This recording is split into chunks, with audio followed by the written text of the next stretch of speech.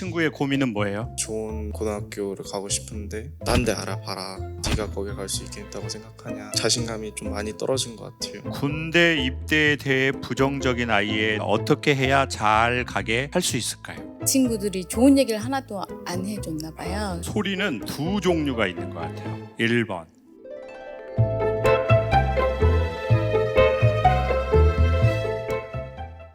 현재 중학교 3학년에 재학 중인 학생입니다. 저의 인생의 전반 이상을 해외에서 보냈고 중학교 1학년 2학기에 한국에서 공부를 시작했습니다. 2학년 때는 방황을 하여 많은 실수를 저지르면서 성장하였고 현재는 고등학교 준비를 하고 있습니다. 특례가 있어 좋은 고등학교를 가려고 노력하고 있으나 주변 사람들의 시선과 악담이 저를 주저하게 하고 있습니다. 이게 과연 중학교 3학년의 글인가요? 저 스스로도 붙을 수 있는지 믿음이 가지 않고 많은 고민 중에 있습니다. 이게 중학교 3학년이 썼다고 하기에는, 근데 글자체를 보니까 초등학생 같아서 믿음이 갑니다. 본인 소개 한번 해주세요, 우리 친구. 목동중학교에서 재학 중인 중학교 3학년 학생인 이지우라고 합니다. 인생 절반 이상을 해외에서 있었다. 그 절반이 몇 년이에요? 총 9년 동안 있었습니다. 9년. 태어나서? 네, 어디 있었어요? 두바이라고. 두바이에서 태어났어요, 그러면? 네, 두바이에서 태어났습니다. 두바이에서 생활은 어땠어요? 덥긴 했지만 되게 재밌었고 많은 사람들 만날 수 있어서 좋은 경험이라고 생각합니다. 어떤 게 재밌었어요? 되게 많은 사람들을 만나봤고 되게 다양한 나라와 다양한 문화와 다양한 종교를 만날 수 있었어가지고 저 자신도 좀 더 개방적으로 될 수 있었고. 한국 와가지고 지금 살아보고 두바이에 살아보니까 좀 어떤 온도 차가 있어요? 거기는 사람들이 좀 더 여유로웠던 것 같은데. 석유 때문에. 지금 우리 친구의 고민은 뭐예요? 저가 특례가 있어서 그 좋은 고등학교를 가고 싶은데 성적이 조금 저조한 면이 있어요. 그래서 저는 일단 저의 꿈을 포기하고 싶진 않은데 주변에 있는 친구들이나 이제 같은 고등학교를 가겠다는 친구들은 너 성적에는 그 고등학교 갈 수 있다고 생각하냐? 딴 데 알아봐라 라는 애도 있었고 현실적으로 생각을 해봐라. 네가 거기 갈 수 있겠다고 생각하냐? 라고 말하는 친구들도 좀 많았어. 자신감이 좀 많이 떨어진 것 같아요. 지금 그렇게 말해준 친구들은 한국 친구예요? 외국 친구예요? 전부 다 한국인 친구입니다. 그러면 만약에 두바이에 같이 다녔던 다양한 나라의 외국인 친구들은 뭐라고 말해줬을 것 같아요? 응원을 해주던가 아니면 아예 관심을 관심을 안 갖거나. 근데 지금 한국의 친구들은 너 네 그 성적 갖고 너 갈 수 있을 거라고 생각하냐? 네가 만약 그 학교를 가면 내가 장은 또 어디서 배웠어요? 한국은 장의 문화야. 네가 그 학교에 들어가면 내 손에 장을 지진다. 이렇게 말하고 싶어요, 우리 친구에게. 소리는 두 종류가 있는 것 같아요. 1번, 내 내면에서 들리는 소리. 2번, 외부와 환경의 소리.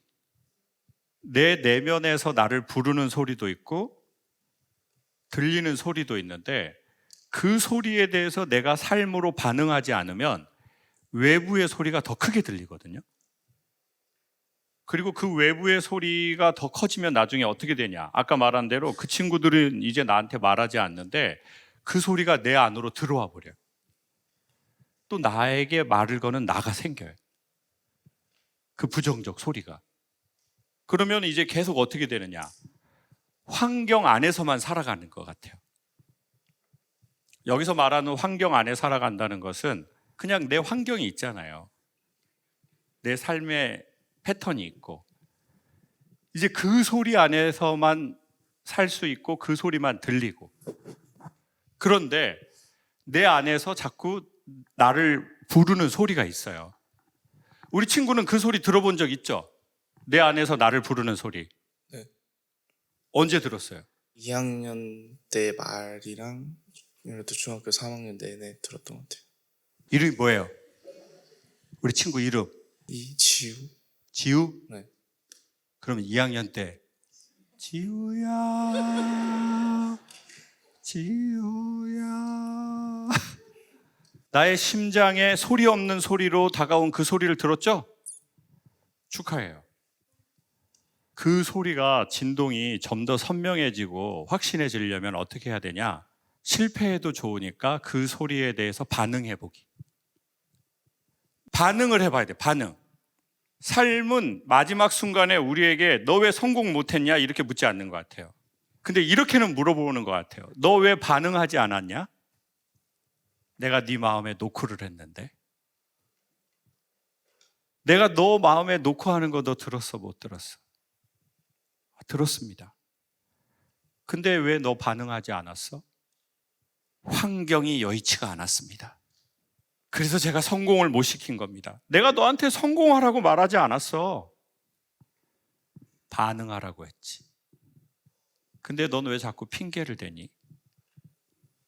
그래서 제가 우리 지우 친구한테 소개하고 싶은 것은 그 명문 고등학교에 가는 게 아니고 지우 안에서 들리는 소리에 대해서 반응해보는 삶을 추천드릴게요. 그 명문 고등학교 못 가도 나중에 그 명문 고등학교 이사장 돼서 그런 거 만들 수도 있어요. 지금 뭐 그 학교가 다인 것 같지만 그 학교보다 우리 친구가 더 근본적으로 넓고 큰 사람이 될 수 있어요. 그리고 오히려 이렇게 생각해요. 그래, 니들이 안 된다고 하는구나. 그것 때문에 나는 더 잘 되고 싶다. 증명하기 위해서라도. 그래서 니네가 나한테 부는 그 기분 나쁜 바람을 나는 내 도수로 잘 이용해서 내 항해를 하겠다. 왜냐하면 순풍은 응원. 외국 친구들 그런 거 많이 해주잖아요. 막 You can do it, you can do it. 이런 거 안 해요? 죄송해요. 요즘엔 안 한대. 옛날엔 했었어요. 옛날에 저 때는 많이 했는데 요즘은 조금 이게 좀 올드해져가지고 안 하는데 미국은 막 이렇게 뭐 외국들 보면 막 칭찬 많이 해주잖아요. 막 뭐 하면은 막 서프라이즈 막 엄마 나 이번에 시험 합격해서 서프라이즈 우리 딸 너무 대단하다. 한국은 어떻게 해요? 엄마 나 시험 합격해서 겸손해. 자만하지 말고 못했다고 생각한 게 위험한 마음이야. 끝이야. 한국은 이제 이러다 보니까 좀 이런 게 있잖아요. 네. 근데 이제 외국은 상대적으로 축하한다. 뭐 조금 이래도 선생님들이 너 되게 소질이 있나 본데? 거기에서 잘하다가 갑자기 여기 와가지고 저 자만하지 말라고 그러니까 이렇게 된다고. 그러다 보니까 이거 너무 힘든 나라인데. 근데 이렇게 합시다. 아저씨가 그렇게 오래 살지는 못했지만 우리 지우보다 조금 더 시간이 지나 보니까 몇몇 일들이 있었는데 매우 가까운 사람들이 우리의 등에 칼을 꼽을 수 있거든요. 그래서 매우 힘이 빠져요.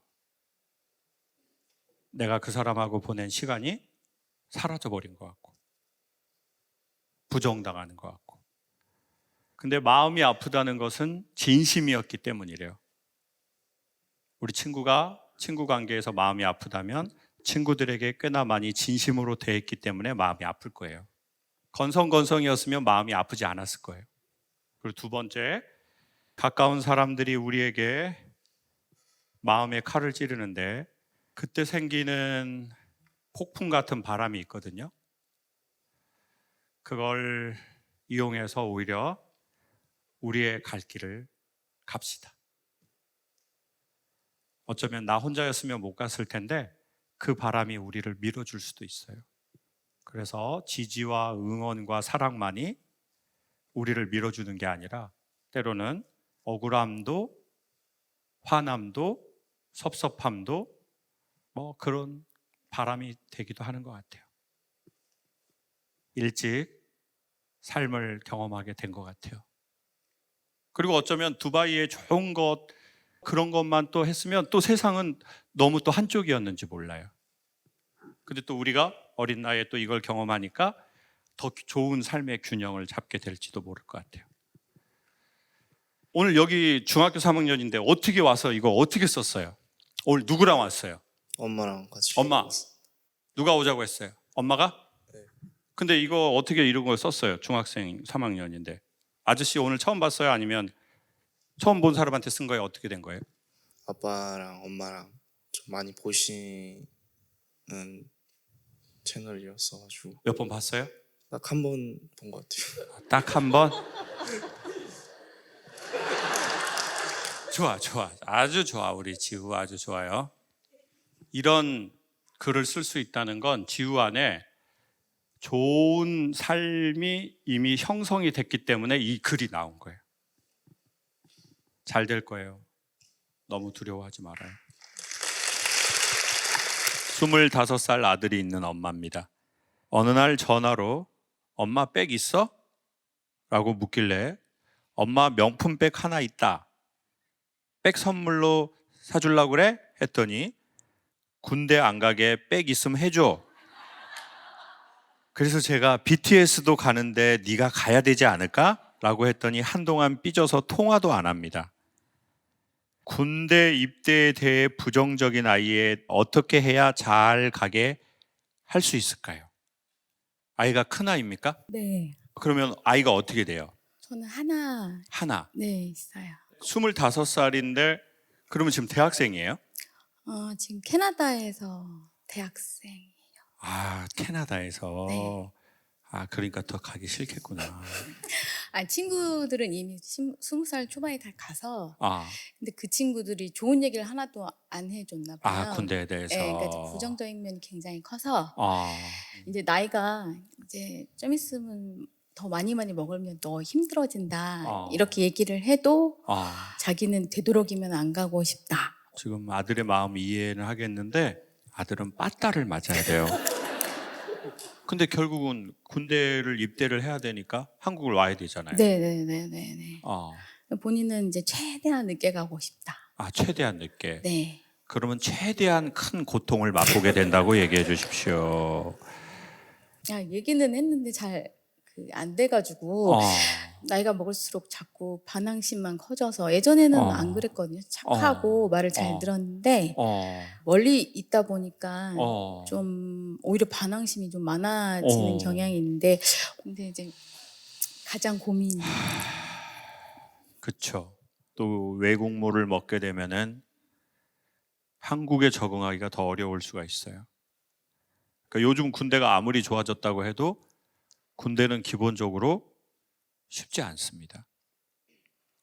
너무 원론적인 얘기지만 대한민국은 지금 휴전 국가입니다. 전쟁하다가 잠깐 너랑 나랑 싸우지 말자 라고 있는 상태인 나라라는 거죠. 참 이게 우리의 안타깝지만 현실이에요. 우리가 태어난 이 삶의 현실. 그래서 24시간 지켜야 되고 두 번째는 여러분도 이미 다 아시겠지만 힘이 없으면 매우 곤란한 세상입니다.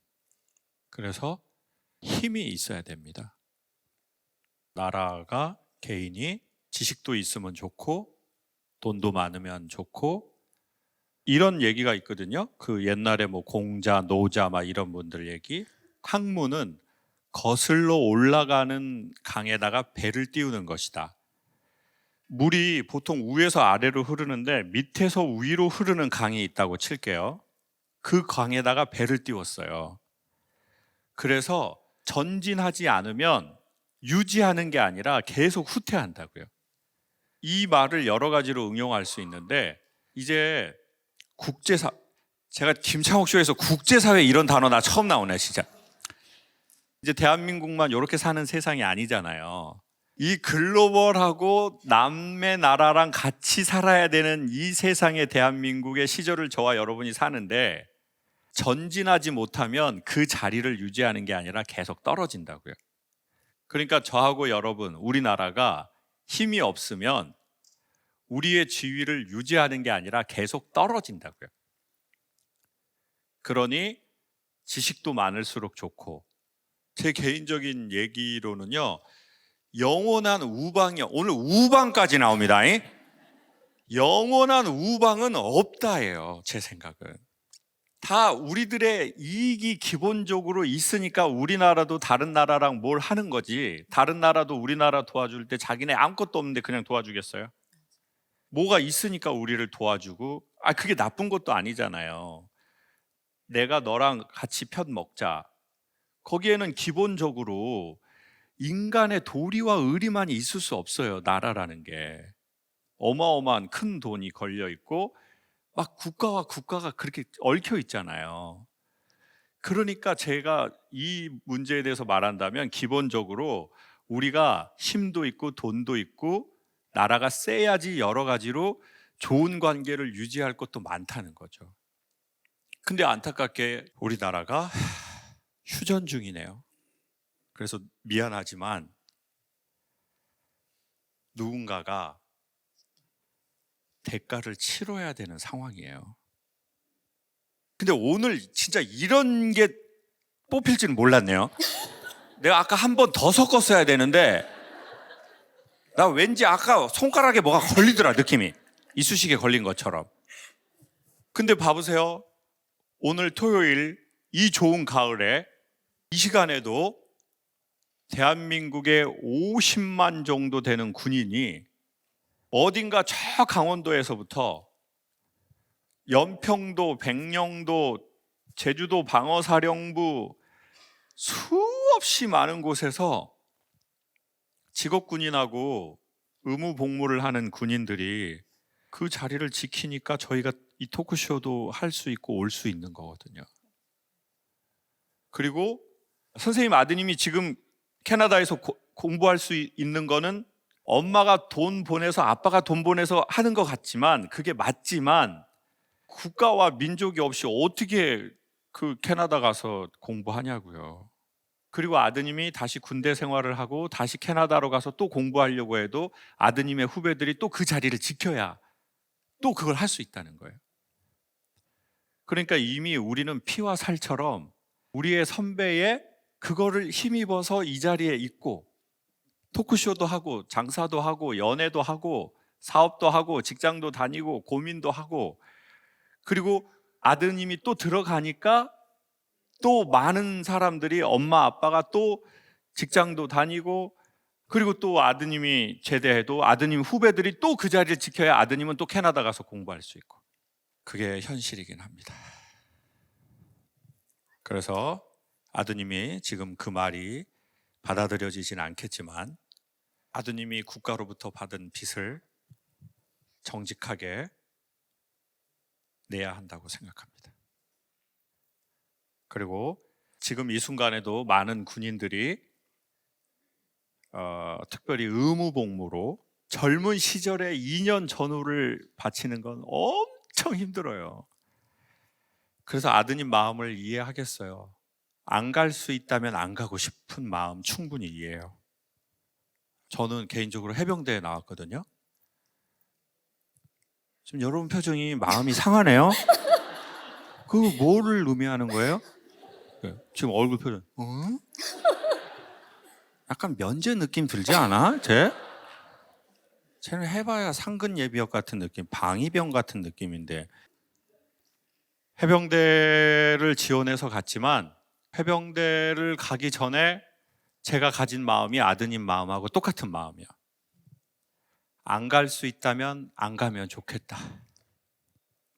그렇지만 기왕 갈 거면 뭔가 좀 폼 있는 데로 가자. 그래서 처음에는 특전사를 알아본 거예요. 특전사는 베레모를 쓰더라고요. 모자 때문에 그랬어요. 죄송해요. 너무 철이 없네요. 그 베레모가 멋있어 보이더라고요. 그래서 특전사를 알아봤는데 4년 6개월이래요. 부사관이라서 직업군인 4년 6개월 해야 된대요. 모자 때문에 4년 6개월은 어렵다는 생각을 했어요.